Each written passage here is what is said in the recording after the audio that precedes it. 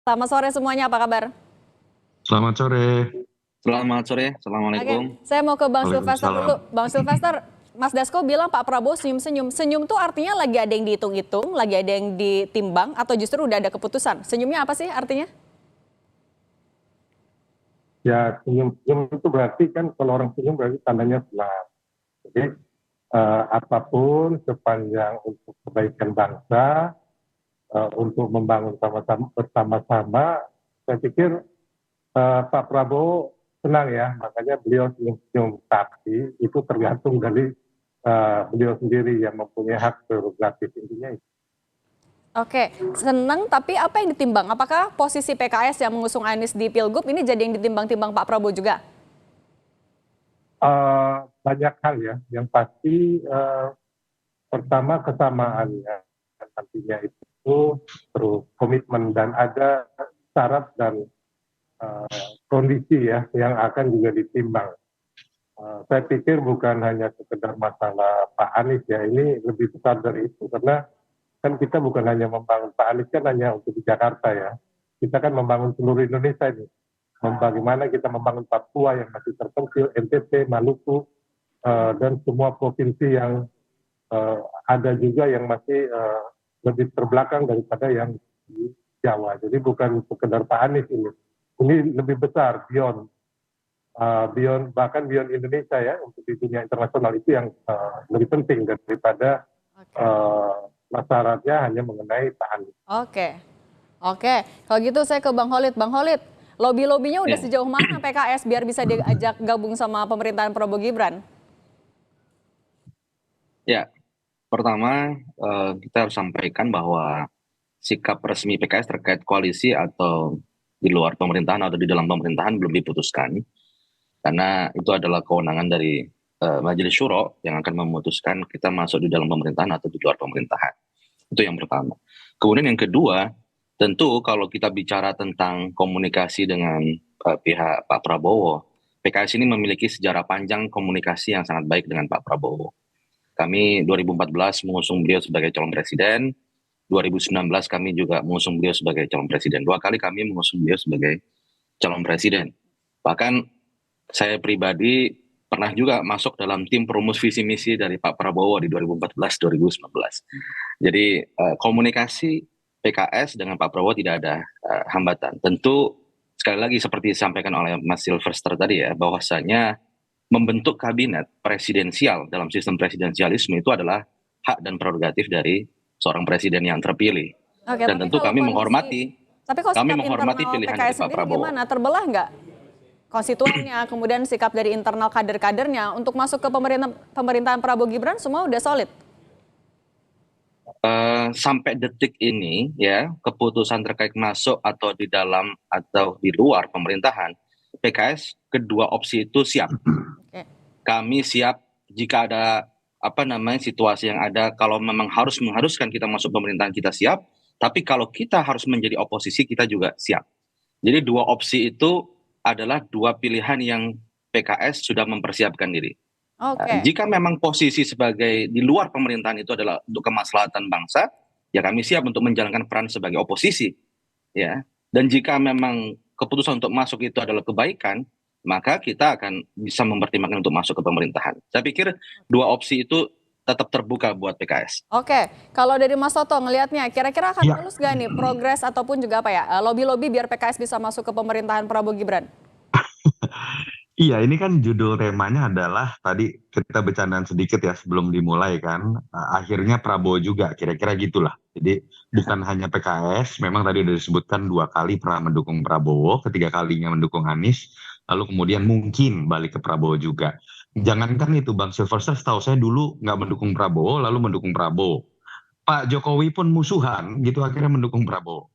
Artinya apa ya? Memang sekarang magnet kekuasaan ada di tangan Pak Prabowo. Semakin dekat kepada pelantikan, magnet kekuasaan bukan lagi ada pada Jokowi, tapi akan ada pada presiden terpilih yang memang memiliki otoritas, terutama realnya itu adalah membagi-bagi kekuasaan, kompensasi berupa jatah menteri. Walaupun pasti akan dibantah lah oleh partai-partai terkait ini. Nah, yang ingin saya katakan tapi begini, Gunakan dong argumentasi yang rasional. Jangan serta-merta tiba-tiba misalnya tadi PKS mengatakan kita pernah loh 2 kali mendukung Prabowo. Kan pertanyaannya kemudian kalau memang pernah 2 kali mendukung Prabowo, kenapa 2024 nggak mendukung Prabowo lagi? Kan artinya ada yang berbeda di situ. Contoh kecil, setahu saya PKS menolak pembangunan IKN. Bahkan dalam kampanye Pileg akan mengembalikan Jakarta untuk menjadi ibu kota apabila PKS menang gitu kan. Nah, hal-hal itu dan kritis juga misalnya tentang program makanan gratis. Hal-hal itu dong yang harusnya dinarasikan terlebih dahulu. Kalau ada membuka kemungkinan diri masuk menjadi bagian dari pemerintahan, apa yang selama masa kampanye menjadi perdebatan, menjadi kekayaan dalam narasi publik, satukan dulu ide dan visinya, baru kemudian masuk. Jangan kemudian ujuk-ujuk kemudian berbicara entah atas nama DPP, Majelis Syuro, Dewan Syuro, Dewan Pembina, apapun itu. Saya tidak hanya berbicara mengenai PKS ya, yang kemudian ujung-ujungnya berbicara kalau memang ini kebaikan buat bangsa masuk. Demokrasi nggak seperti itu. Demokrasi itu argumentasi. Demokrasi itu kesamaan ide. Itu yang menyebabkan kalau kemudian ada posisi yang ingin diambil berbeda, dari masa kampanye kemudian setelah kemudian pemerintahan baru terpilih, argumentasikan dan pertanggungjawabkan itu kepada publik. Tidak kemudian ujuk-ujuk berbuah pada kompensasi kursi menteri yang akhirnya kalau kita lihat itu akan menjadi sebuah apatisme baru di mata publik. Oke. Catatan kritis kedua menurut saya adalah jangan sampai kemudian atas nama kemaslahatan, kerjasama politik, demokrasi kita ini kemudian tidak mengenal check and balances. Kita harus lihat yang terjadi pada masa SBY periode kedua dengan 75,34% kekuatan setgap. Pak Jokowi jilid kedua 80% lebih kekuatan dari koalisi. Selalu kritik dari aktivis pro demokrasi dan kualitas demokrasi itu menurun. Itu yang menurut saya harusnya dijadikan catatan oleh teman-teman, terutama yang dulu berbeda dengan Pak Prabowo ketika ingin masuk ke dalam barisan Prabowo Gibran. Oke, saya mau balik lagi ke Bang Silvester. Bang Silvester, tapi kalau kondisi di Kim, ada resistensikah menolak PKS atau gimana respon dari Kim? Sebenarnya enggak juga ya. Jadi intinya saya sepakat juga sama Sunarso bahwa memang harus ada syarat dan komitmen. Komitmen ke depannya ini apa? Dan dari alasan latar belakang ya, yang tapi intinya bahwa komitmen ini sama-sama mempunyai visi misi atau persepsi yang sama untuk membangun bangsa. Saya pikir kalau umpama ini demi kebaikan, ya kan, komitmennya jelas dan benar-benar semua program kampanye ataupun program Pak Prabowo dan Mas Gibran ini didukung penuh, dan ini untuk kebaikan bangsa, ya nggak ada masalah juga gitu. Ya, kita intinya nggak ada resistensi. Siapapun kalau mau bergandeng tangan untuk membangun bangsa, saya pikir kita sebagai anak-anak bangsa tentunya akan sangat mendukung. Oke deh. Saya balik lagi ke Bang Holid. Bang Holid, kalau di internal PKS sendiri sebenarnya, tapi bagaimana sih menyikapi, ya kan kita tahu memang PKS sudah mendukung Pak Prabowo, pernah ada catatan mendukung Pak Prabowo, tapi kan kita tahu di balik Pak Prabowo juga ada Pak Jokowi. Sikap dari internal PKS gimana?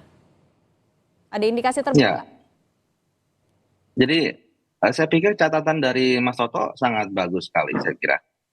Itu menjadi salah satu konsideran kita, apakah kita memilih oposisi atau masuk di dalam pemerintahan. Ini kan menjadi sebuah diskursus di dalam internal PKS. Itulah kenapa kita memiliki majelis syuro. Kita mendiskusikan hal tersebut. Tadi saya sampaikan bahwasannya sikap oposisional kita, PKS, Partai Keadilan Sejahtera, selama 10 tahun adalah kepada pemerintahan Bapak Presiden Joko Widodo. Dan ini adalah pemerintahan yang berbeda, yaitu Presiden yang terpilih Bapak Prabowo Subianto. Tentu ada titik beda dan tentu ada titik samanya di situ. Dan disinilah kemudian kita akan mencari formula yang terbaik gitu. Sebagaimana dulu Pak Prabowo misal memilih untuk menjadi oposisi bersama PKS di era Presiden Jokowi yang pertama dan kemudian memilih posisi masuk dalam pemerintahan di periode yang kedua. Saya kira begini, kita sudah mendapatkan presiden yang terpilih yang baru yaitu Pak Prabowo. Tentu di sini ada sebuah formula baru, sikap-sikap politik yang kita pertimbangkan mana yang paling maslahat di sini. Dan PKS, sekali saya sampaikan bahwa PKS, seperti disampaikan oleh Mas Toto, apakah sikap politik PKS itu akan dirubah? Itu sudah terjadi. Kita sudah menyampaikan sikap politik itu, perjalanan kita mengenai ibu kota negara, itu menjadi sebuah critical poin dari PKS mengenai Undang-Undang Cipta Kerja dan sebagainya, itu adalah hasanah dari rekam jejak Partai Keadilan Sejahtera dalam menyampaikan posisinya sebagai kekuatan di luar pemerintahan. Oke. Nah, konfigurasi Oke. politik pasca 10 tahun ini tentu kita menyikapinya tentu harus memiliki bacaan yang beda lagi Oke, dengan landscape baik. 10 tahun yang lalu. Oke, baik. Sekarang saya mau ke Mas Soto. Demikian. Kalau Mas Soto membacanya singkat Iya. saja. Kalau dari Kim kira-kira akan ada penolakankah atau gimana responnya terhadap PKS yang ingin gabung? Singkat saja, Mas. Iya, kalau menggunakan logika kuantitatif dalam konteks bagi-bagi kekuasaan, pasti akan ada yang merasa dirugikan. Porsi kuenya masih sama, jatah kursi menterinya harus dibagi-bagi. Ini realita dalam pembentukan koalisi, jumlah kursi menteri yang dibagi-bagi. Tapi kan kita tahu juga, sekarang ada sebuah ruang yang diperlebar ketika kita mendengar bahwa ada kemungkinan jumlah kursi menteri 34 yang tadinya diikat oleh Undang-Undang 39 2008 oleh Kementerian Negara, sekarang mungkin saja diperbanyak, ada yang gosipnya 40, kita nggak tahu 42 apa 38 dan segala macam. Itu poin yang paling krusial menurut saya buat masyarakat. Jangan sampai hanya karena ingin membentuk koalisi sebesar-besarnya, koalisi gemuk, lalu kemudian kursi menteri yang dikorbankan, dan akan terjadi guncangan luar biasa. Jumlah APBN-nya sama loh, Mbak. Jangan sampai kemudian target dari kementerian teknis, kemudian karena jumlah menteri diperbanyak, itu bermasalah semua. Hanya karena bagi-bagi kursi menteri akibat upaya atau halusinasi terkait stabilitas politik. Stabilitas politik akan tercipta kalau presiden wapresnya kerja baik, bukan Oke. karena membentuk kabinet atau koalisi segemuk-gemuk. Oke, soal bagi-bagi kursi ini juga yang jadi sorotan ya. Baik, terima kasih Bang Sylvester, Bang Khalid dan juga Mas Soto sudah berbagi di Kompas Petang. Sehat selalu semuanya.